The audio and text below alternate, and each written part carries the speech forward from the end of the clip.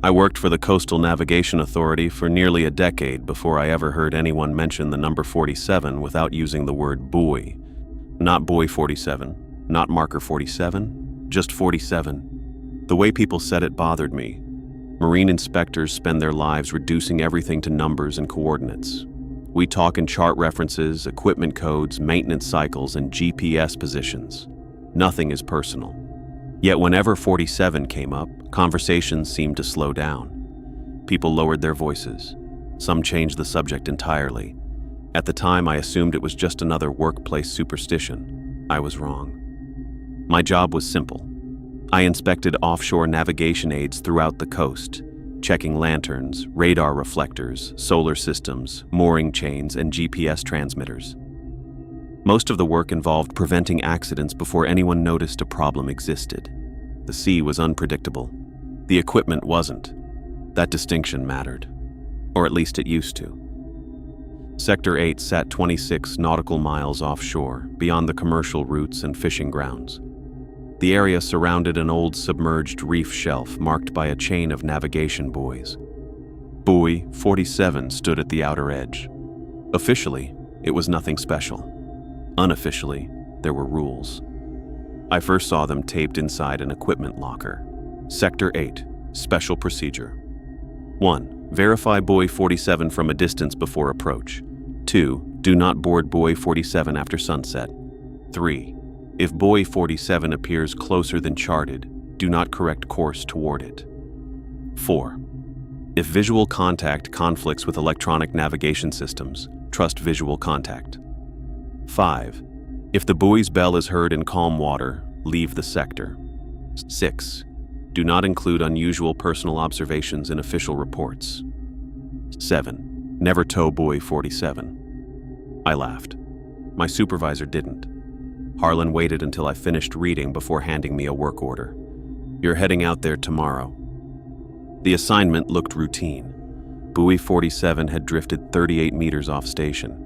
That happened occasionally. Storms shifted anchors, mooring chains stretched. Nothing unusual, until I checked the maintenance history. 8 separate reports over the years contained the exact same note. Off station, returned without intervention. No repairs, no adjustments, no explanation, just returned. The next morning, I boarded the Grackle with Ellis, our pilot, and Morrow, a deckhand who had worked the coast longer than anyone I knew. Neither looked happy about the destination. As we cleared the harbor, I asked if either of them had worked around Buoy 47 before. Ellis kept his eyes on the water. Enough times. What's wrong with it? A long pause. Sometimes it goes where it wants. From the stern, Morrow added, sometimes it comes back. Neither elaborated. The trip took a little over 2 hours. The mainland gradually shrank into a blue line on the horizon. Fishing boats disappeared. Radio traffic thinned. Even the gulls eventually stopped following us. By the time we reached Sector 8, the ocean felt strangely empty. The GPS alarm chirped. Ellis reduced speed. Entering sector, the chart display showed the familiar line of navigation markers. Buoy 44, Buoy 45, Buoy 46, then Buoy 47. Except Buoy 47 wasn't where it should have been. According to AIS tracking, it sat almost half a mile northeast of its charted position. There, I said, pointing at the screen. Ellis looked through the windshield. No. I followed his gaze. A green buoy rose and fell with the swells ahead of us. Exactly where the chart said it should be, not where the electronics claimed. I checked the screen again. Same result. Visual contact and digital position disagreed by nearly half a mile. Nobody seemed surprised. For the first time, the laminated rules stopped feeling like a joke. We approached carefully. From a distance, the buoy looked ordinary. Weathered paint, rust stains, bird droppings on the solar frame. Nothing that justified years of rumors. Then I spotted something hanging beneath the lower cage. A strip of orange waterproof fabric. The same type worn by maintenance crews. I raised my binoculars. The buoy dipped behind a swell. When it rose again, the fabric was gone. No rope, no debris, nothing. I told myself I had imagined it. We continued circling. I zoomed in on the identification plate. The number 47 remained clearly visible. Everything beneath it had been removed, not corroded, removed. The serial numbers and maintenance information had been ground away until only the number remained. "Has it always looked like that?" I asked. Morrow glanced at the photo, then walked away. That answer told me enough. The second anomaly arrived minutes later. The wind disappeared. Not weakened, disappeared. The ocean around Buoy 47 became unnaturally calm. A circular patch of perfectly smooth water surrounded it, maybe 50 meters across. Outside the circle, normal waves continued rolling past. Inside, the surface looked like dark glass. The buoy barely moved. I checked the weather instruments. 12-knot wind, half-meter swell. Everything normal, except the water directly around Buoy 47. "Rangefinder," I said. Ellis nodded. I aimed the laser. 118 meters, and then 117, then 116. I frowned. We were reversing. The boat was moving away. The buoy should have been getting farther. Instead, the distance continued shrinking. 115. 116. The number kept falling. Ellis saw my expression and pushed more throttle. The grackle lurched backward. The reading instantly jumped to 163 meters. At the same moment, the wind returned. Spray slapped the windows. The calm circle vanished. Nobody spoke. Back inside the cabin, I opened the inspection tablet. My checklist was still on screen, except one line had changed. Where I had written, "Visual hull condition, moderate corrosion," the tablet now displayed, "Visual hull condition, waiting." I stared at it. The word didn't belong to any reporting category. It wasn't part of the software. I certainly hadn't typed it. I showed Morrow. His expression hardened immediately. "Delete it," he said. "What is it?" "Delete it." Rule 6 echoed through my head.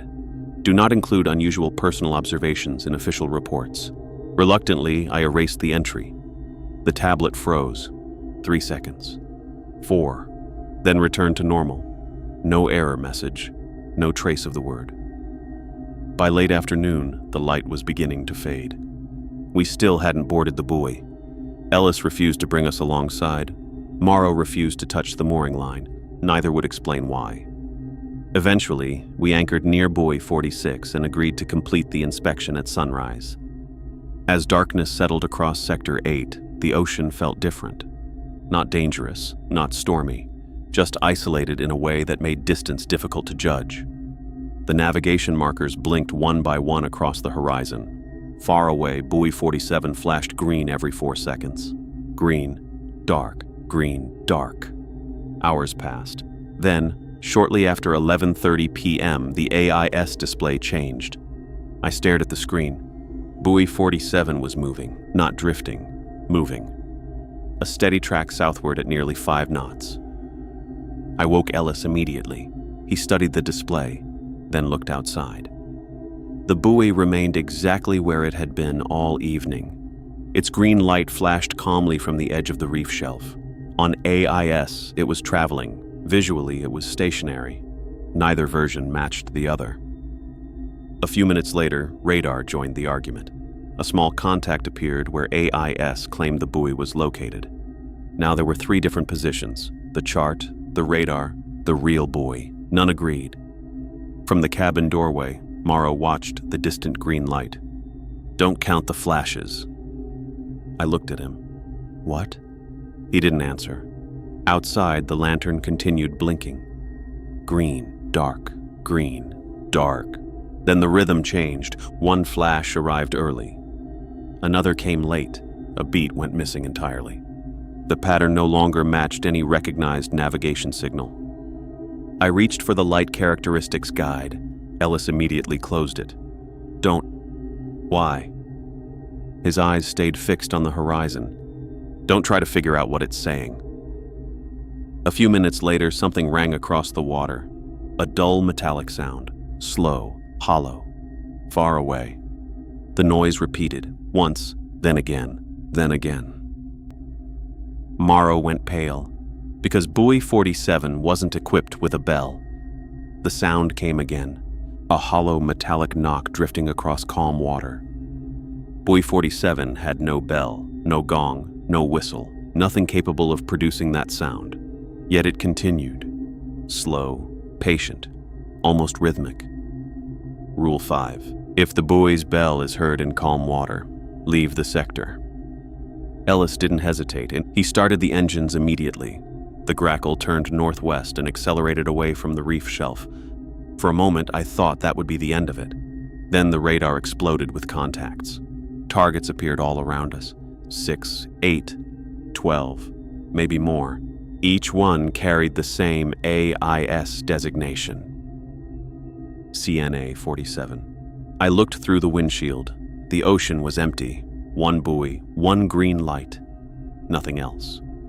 The compass spun once before correcting itself. The GPS track showed us moving east. The bow pointed northwest. Neither matched reality. Yet somehow the green flash remained on our starboard side. No matter how far we traveled, no matter how long we ran, it never moved behind us. It stayed beside us. Watching, the bell continued. Knock, silence, knock, silence. Then the radio crackled. Grackle, this is 47. Every muscle in my body tightened. The voice sounded calm, professional, official, like a harbor controller reading routine instructions. Morrow lunged for the radio and switched it off. The transmission continued anyway. This time from the handheld clip to my vest. Grackle, this is 47. I stared at the device. The screen was blank. No battery indicator, no active channel, nothing. Just a dead radio speaking in a measured voice. You are approaching restricted water. Morrow grabbed it from my hand and threw it overboard. The splash vanished into darkness. The voice stopped. For several seconds, nobody spoke. Then something tapped the hull. Softly, a single bump, like a loose line brushing metal. Ellis immediately looked away from the side windows. Don't look over. Naturally, I did. A thick rope floated beside us. Old, waterlogged, yellow with age. It stretched forward into the darkness beneath the bow. We hadn't deployed any lines. The rope tightened. The Grackle shuddered. Ellis increased throttle. The engines roared. The boat barely moved. It felt as though something beneath the water had taken hold of us. Morrow grabbed a boat hook, then froze.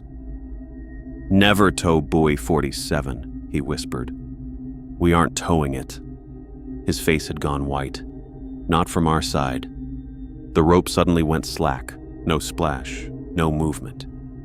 It simply disappeared beneath the black water. At the same moment, fog rolled across the sea. Not gradually, instantly. 1 second there was open water. The next, visibility collapsed. A shape emerged less than 30 meters ahead.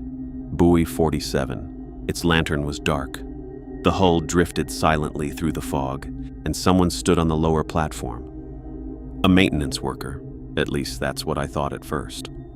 Orange foul-weather gear, heavy boots, one hand resting on the rail. The figure never moved, never waved, never acknowledged us.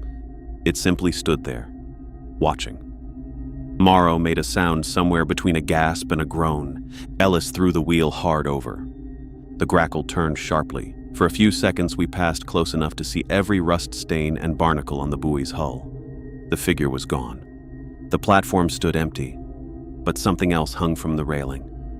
A laminated inspection tag, old, salt-stained, flapping in the wind. As we passed, I caught a glimpse of the printed name. Morrow. Not handwritten, not scratched in later. Officially printed, exactly like an authority identification tag. Morrow saw it too. He dropped onto the cabin floor and covered his face. Nobody said another word. The fog finally broke near dawn. The sea became normal again. Radar cleared. GPS corrected itself. The bell vanished. Behind us, Buoy 47 appeared exactly where it should have been. By mid-morning, we were back at harbor. Harlan met us at the dock. He asked only 3 questions. Did anyone board it? No. Did anyone attach a line? No. Did anyone answer it? The silence lasted several seconds. Then Ellis shook his head. Harlan nodded. Nothing more was said. My official report was less than a page long. Visual confirmation, minor corrosion, no maintenance required. Recommend remote monitoring. Everything else stayed out of the paperwork. 2 weeks later, Morrow resigned. Ellis transferred inland.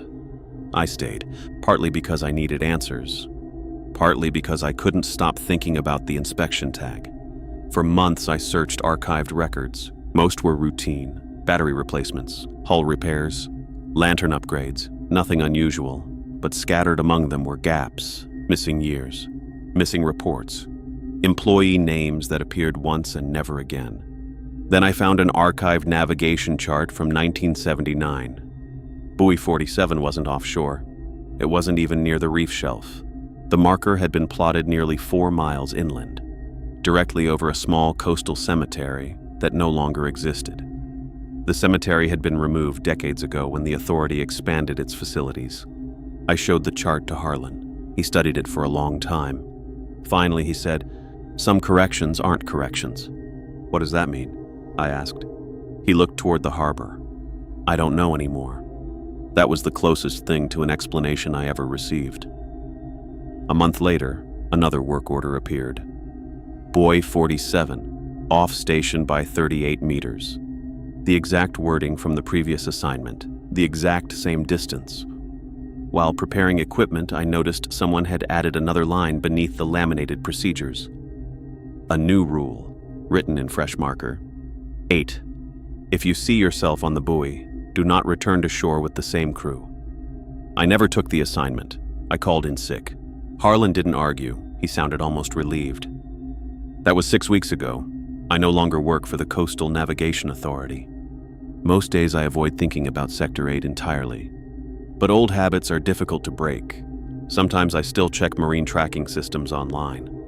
Buoy 47 always appears normal, correct position, stable AIS signal, no active warnings, everything exactly where it belongs. 3 nights ago, my phone received an automated maintenance notification. The account should have been disabled months earlier. The message contained no sender, no subject, no explanation, only a coordinate.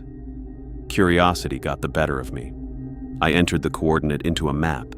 It wasn't offshore. It wasn't even near the coast. It pointed to the street directly outside my apartment building. Beneath the coordinate was a single maintenance note. The same format used by authority inspection reports. Just 5 words. Approach at first light. Do not tow. I haven't looked out my window since. Every night around midnight, I hear something metallic from the street below. Slow, hollow, patient. Like a bell drifting across calm water.